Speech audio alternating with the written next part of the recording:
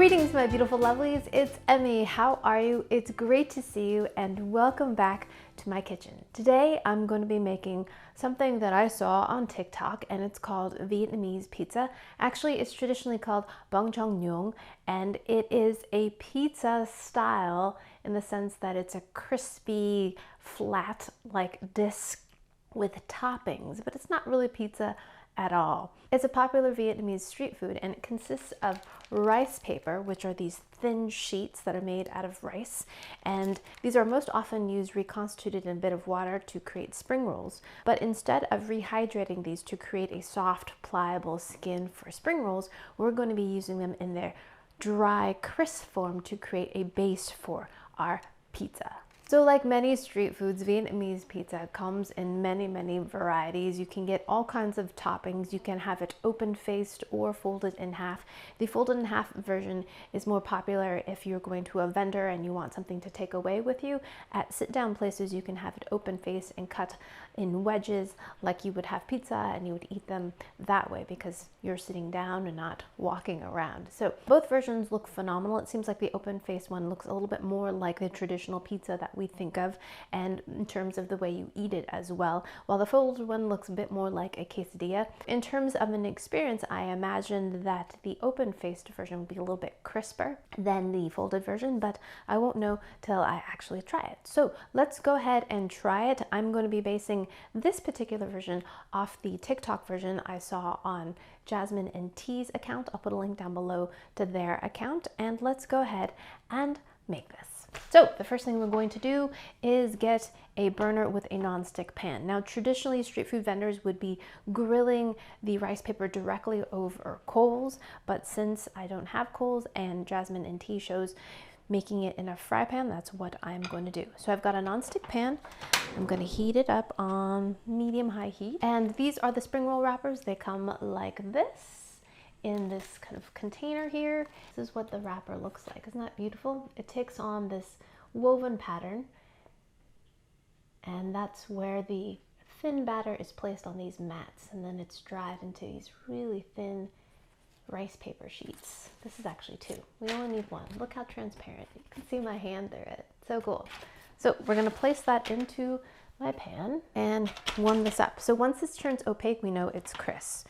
So on top of that, I'm going to add some chili sauce. I'm just using some crunchy garlic chili oil topping. Love this. It's actually not very spicy at all, but lends a really great flavor to any dish, really. So spread that around. Next, I'm going to add an egg. Now, many vendors add a quail egg. This is a smaller rice paper, so I am just going to add the yolk with a little bit of the white. I don't want this to get soggy, so getting too much moisture in there will make this soggy. So I'm going to scramble this up right onto here, spread the egg around,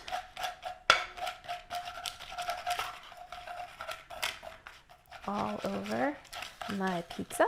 I'm actually going to use my spoon to smear it around.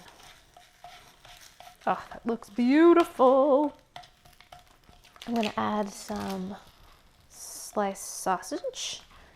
These are the little Japanese sausages. I love them so much. And then I'm going to add some green onions. And then I'm going to add some cheese. This just happens to be Jack because this is what I've got. Monterey Jack. Cheddar would be good. The trick is, I think, not to put too many toppings because we want this to be nice and crispy. Look at that. It looks so beautiful already. So I'm going to let this cook a bit. And then I'm going to put it onto a cutting board so I can cut it. Cutting board here. Now, once this rice paper turns opaque, then we know that it's well crisp. And I think we're nearly there. Turn up the heat just a bit more. Get this nice and crispy. Okay, when it's nearly done, we don't want this to get burnt. we're going to add our sriracha and mayo. Now I've also seen this topped with sweet chili oil. Again, so many different options and permutations. It's really what you like, I think, in the end.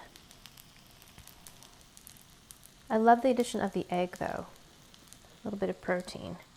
Okay, I want to make sure that I'm not burning this. Nope. Okay. Now I'm going to take some mayo. This is Kewpie mayo. I'm going to drizzle it right over the top, little spiral. And then I'm going to add some sriracha as well. I'm going to do a little swirl. And that's it. That's our pizza.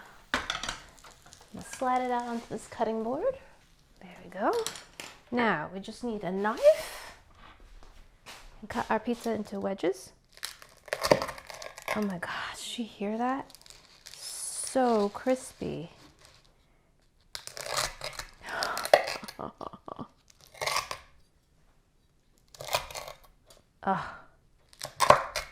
Oh my gosh, it's so crispy. All right, here we go. Okay, let's eat this before it gets soggy. Look at that. Look at that. Look how thin it is. Alrighty, itadakimasu.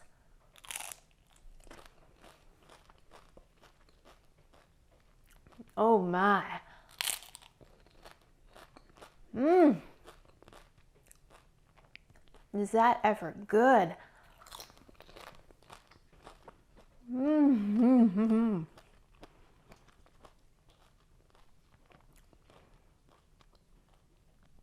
The crispness of the rice paper is lovely. So very thin. Thinner than any kind of a cracker I've ever had. Yet it's rigid and substantial enough to hold on to that topping. But I think that is a real trick to this pizza style or snack styles, to keep the toppings thin and spread out so that you don't get a soggy crust. So I think using the yolk is a good idea, because for this size rice paper, traditionally what's often used are 2 quail eggs or a single quail egg, which of course are much smaller than a chicken egg. So using just some of the egg or the egg yolk, again, allows you to spread that out so it's thin and not too thick, so you don't get a soggy crust. And if you do have quail eggs, by all means, use those.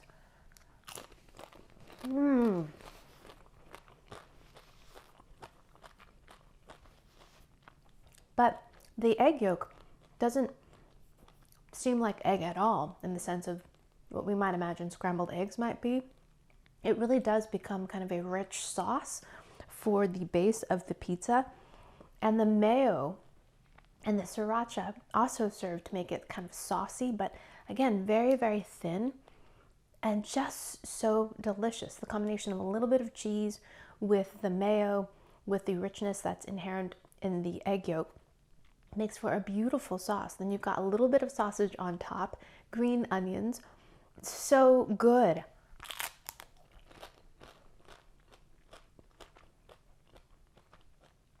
I love it.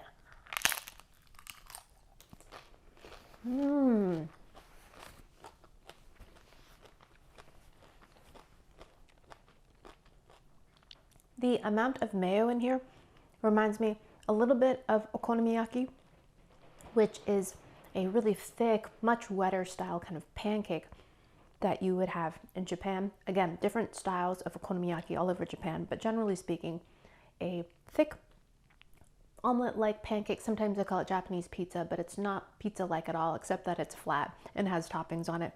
But the amount of mayo that's drizzled on top of this reminds me of okonomiyaki, because okonomiyaki also has Kewpie mayo on top of it, and it is so rich and just so perfect. It's delicious. I love this so very much. Would definitely make it again. My kids would love this. But I am curious to know the difference in texture between the folded version and the open face, but this one is so good. So very happy with the open face version. So the same thing again, rice paper into a heating pan, and I'm going to use same thing. I'm going to use some more of this chili oil, this Spread this about. And rather than cracking another egg, I'm going to use the remainder of the egg from before. This is a little bit wetter though. Spread that around. I imagine this is going to be a little less rich because this is the egg white. But look how quickly it cooks. Right. Again, we're going to add some cheese. Oh my gosh, so good. Thinly sliced sausage. Green onions. Just about cooked here. Oh my gosh, so fast. Kewpie mayo. And sriracha. Look at that.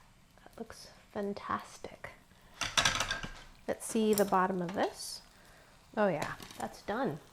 So now we do is just take this, fold it in half. Oh my gosh, look at that. Gorgeous. Now we're gonna put it on this board here. So this style is the more portable version. It would be wrapped in a little bit of paper and then off you go, eating your Vietnamese pizza.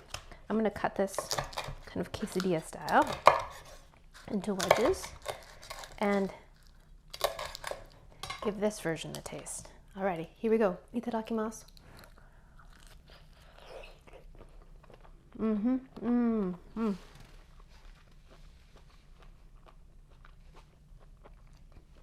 Let's get the outer shell.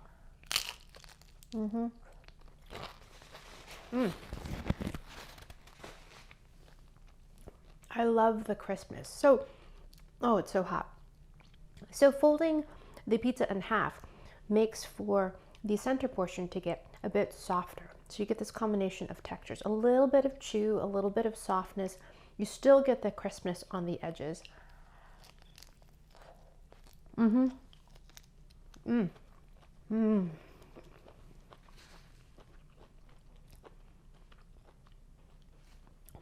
The textural experience is different. The flavors are delicious and the same. You get this kind of lovely smokiness that happens when the rice paper toasts up a bit, and of course you get some of that smokiness that comes from the sriracha as well, and the hot dogs or the sausages, whatever you use for flavoring in the middle. It's absolutely scrumdiddlyumptious. So the textures of these two versions are very different. The folded one is much more like a quesadilla in texture. You have that middle portion that's more oozy and soft, and the toppings are thicker and richer in both texture and flavor and a little more intense. The open-faced version, the toppings are spread out much more and the bottom crust is much more flaky and brittle.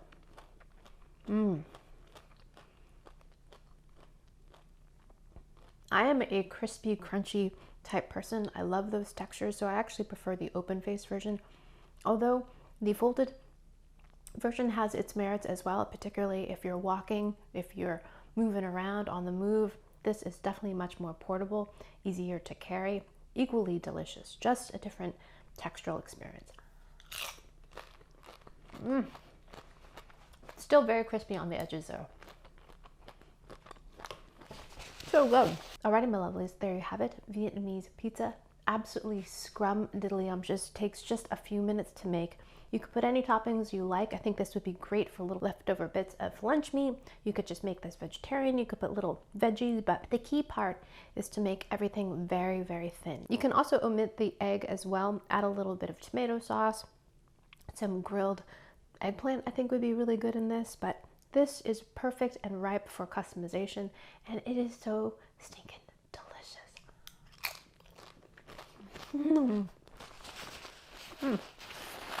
Love it. Alrighty, my lovelies, thanks so much for joining me. I hope you enjoyed that one. I hope you learned something. Please share this video with your friends. Follow me on social media. Check out my website. I will include a printable version of this recipe along with instructions.